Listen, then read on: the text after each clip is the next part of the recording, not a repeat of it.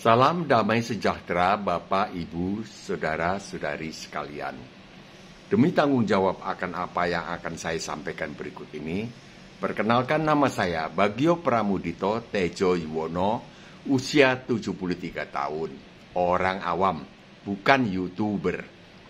Nomor HP Japri saya adalah 0852 9898 1948. Hanya terima WA saja. Pada tahun 2018 saya bermimpi mendengar suara laki-laki berwibawa dari langit yang intinya menyuruh saya melaksanakan perintah memberitakan Injil yang tertulis di Markus 16. Saya yakin itu adalah suara Tuhan. Syukur kepada Allah, inilah unggahan video saya yang ke-16 Kamis 6 Januari 2022 dengan materi Yesus palsu. Jadi ada Yesus yang asli, ada juga Yesus yang palsu. Kisah yang membawa kita kepada kesimpulan tanda-tanda Yesus yang asli adalah kisah Thomas yang tidak percaya bahwa Yesus bangkit dari antara orang mati. Menurut saya bahasan ini lebih enak dimulai dari kisahnya yang ada di dalam Alkitab, daripada jika to the point langsung diberitahukan jawabannya bahwa Yesus yang asli adalah yang telapak tangannya dan yang lambungnya tetap berlubang ketika beliau bangkit dari kubur. Setelah itu saya akhiri bahasan. Maka akan terasa penasaran, bukan? Bapak, Ibu, Saudara-saudari tidak akan puas jika tidak mendengar sendiri kisah yang tertulis di dalam Alkitab. Terlebih lagi jika ada penonton yang belum pernah mendengar kisah ini. Jadi mari kita mulai dari awal kisahnya. Yohanes pasal 20 ayat 19. Ketika hari sudah malam pada hari pertama minggu itu, berkumpullah murid-murid Yesus di suatu tempat dengan pintu-pintu yang terkunci karena mereka takut kepada orang-orang Yahudi. Jadi setelah Tuhan Yesus bangkit dari antara orang mati, tidak langsung naik ke surga, 40 hari jalan-jalan di sana, saya tidak tahu, keliling-keliling dengan badan tembus tembok. Murid-murid ketakutan, jadi bersembunyi di sebuah rumah, pintunya tertutup dan terkunci. Tetapi Thomas tidak ada, tidak ikut di dalam kumpulan ini. Jadi dulu 12, mati satu Yudas Iskariot, tinggal 11. Jadi Thomas berada entah di mana, tinggal 10 berada di dalam rumah itu. Nah, terjadi ini. Pada waktu itu datanglah Yesus dan berdiri di tengah-tengah mereka dan berkata, "Damai sejahtera bagi kamu." Jadi Tuhan Yesus masuk tanpa membuka pintu. Murid-murid tidak buka pintu, jeblus masuk. Ayat 20, dan sesudah berkata demikian, ia menunjukkan tangannya dan lambungnya kepada mereka. Murid-murid itu bersuka cita ketika mereka melihat Tuhan. Penjelasannya, Tuhan Yesus membuktikan bahwa beliaulah Yesus yang asli dengan menunjukkan lubang di telapak tangan dan lambung beliau. Murid-murid bersuka cita ketika berjumpa dengan Tuhan yang asli.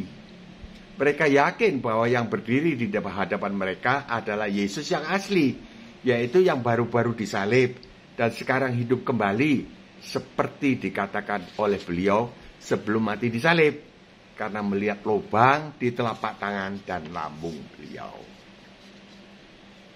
Tuhan Yesus menunjukkan tangannya dan lambungnya. Maka kata Yesus 21, maka kata Yesus sekali lagi, "Damai sejahtera bagi kamu. Sama seperti Bapa mengutus aku, demikian juga sekarang aku mengutus kamu."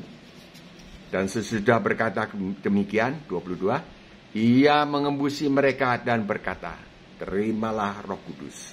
23, "Jikalau kamu mengampuni dosa orang, dosanya diampuni. Dan jikalau kamu menyatakan dosa orang tetap ada, dosanya tetap ada." 24, Tetapi Thomas, seorang dari ke-12 murid itu yang disebut Didimus, tidak ada bersama-sama mereka ketika Yesus datang ke situ. 25, maka kata murid-murid yang lain itu kepadanya, kami telah melihat Tuhan.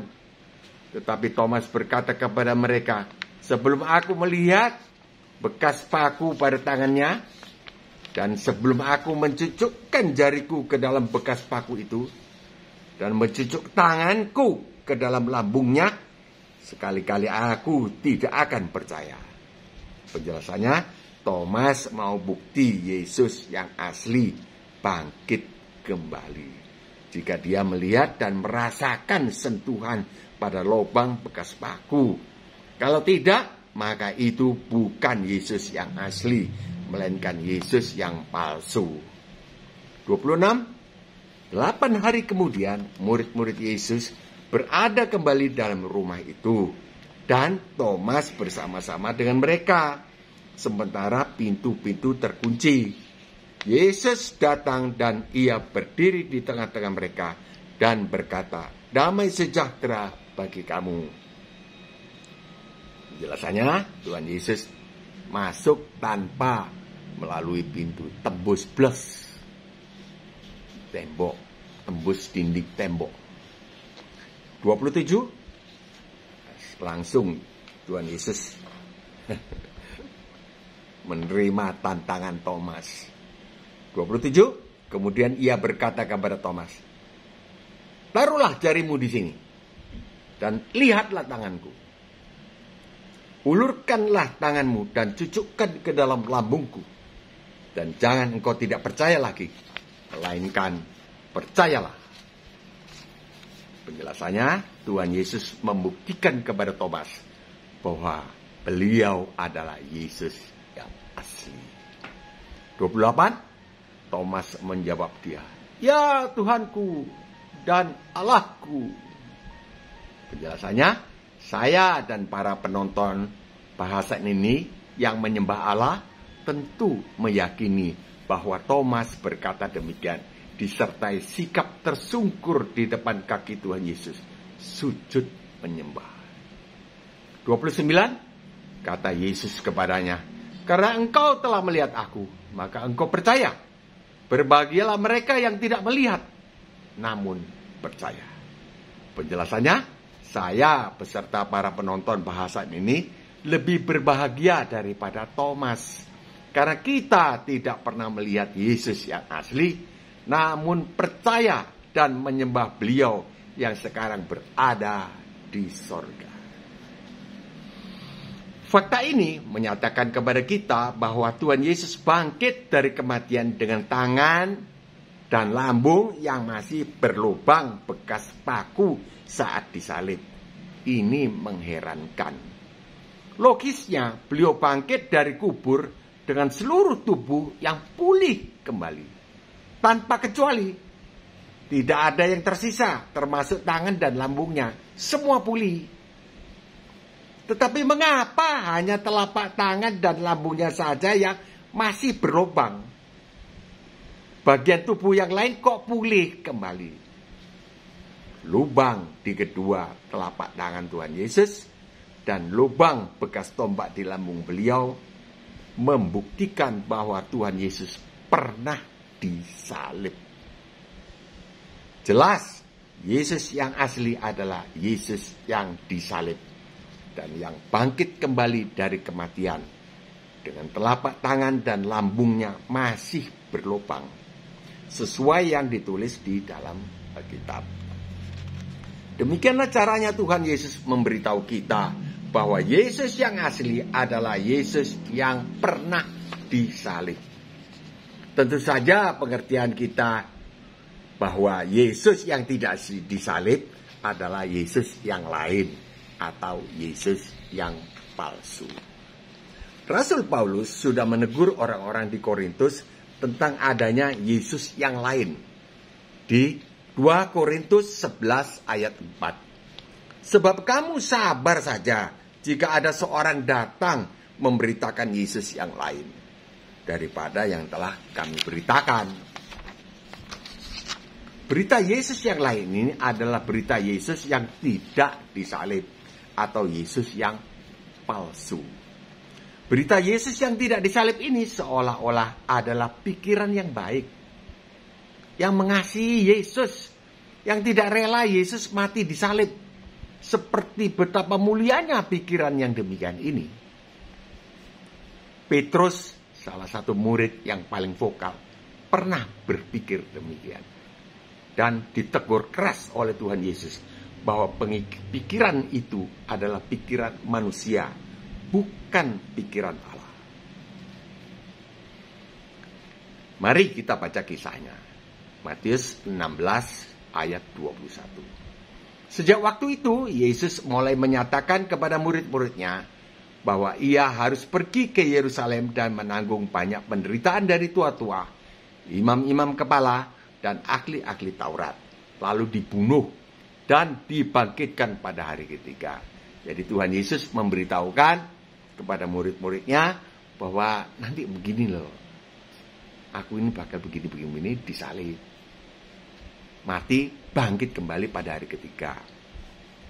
Ayat 22, tetapi Petrus menarik Yesus ke samping dan menegur dia, katanya, Tuhan, kiranya Allah menjauhkan hal itu. Hal itu sekali-kali takkan menimpa engkau. Ini pikiran Petrus yang lumrah, bisa diterima oleh akal sehat. Loyalitas seseorang pengikut terhadap pimpinannya. Loyalitas Petrus sebagai pengikut terhadap Yesus sebagai pimpinannya. Ayat 23, maka Yesus berpaling dan berkata kepada Petrus, nyahlah iblis, engkau suatu batu sandungan bagiku. Sebab engkau bukan memikirkan apa yang dipikirkan Allah, melainkan apa yang dipikirkan manusia. Harapan Petrus agar Tuhan Yesus tidak disalib adalah pikiran manusia. Sedangkan pikiran Allah adalah mengorbankan Tuhan Yesus disalib, menggantikan umat manusia, menggenapi tuntutan hukum Taurat yang menuntut agar manusia dihukum akibat dosa-dosa mereka. Rencana Allah adalah supaya manusia tidak usah menjalani sendiri hukumannya di neraka. Demikian bahasan kita tentang Yesus palsu, yaitu Yesus yang tidak disalib. Yang benar adalah Yesus yang disalib, yang tangannya masih berlubang. Pikiran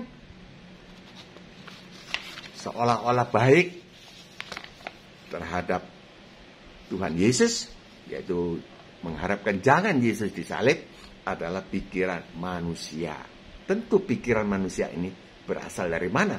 Kalau kita lihat dari peristiwa di Taman Eden, di mana Hawa berdialog dengan iblis, nampaknya seperti berbentuk ular, tapi iblis berbicara dengan kita lewat pikiran kita. Kalau pikiran itu tidak sesuai dengan Allah, itu pikiran manusia yang berasal dari iblis. Demikian bahasan kita tentang Yesus palsu, yaitu Yesus yang tidak disalib. Tuhan memberkati. Dalam nama Tuhan Yesus. Amin.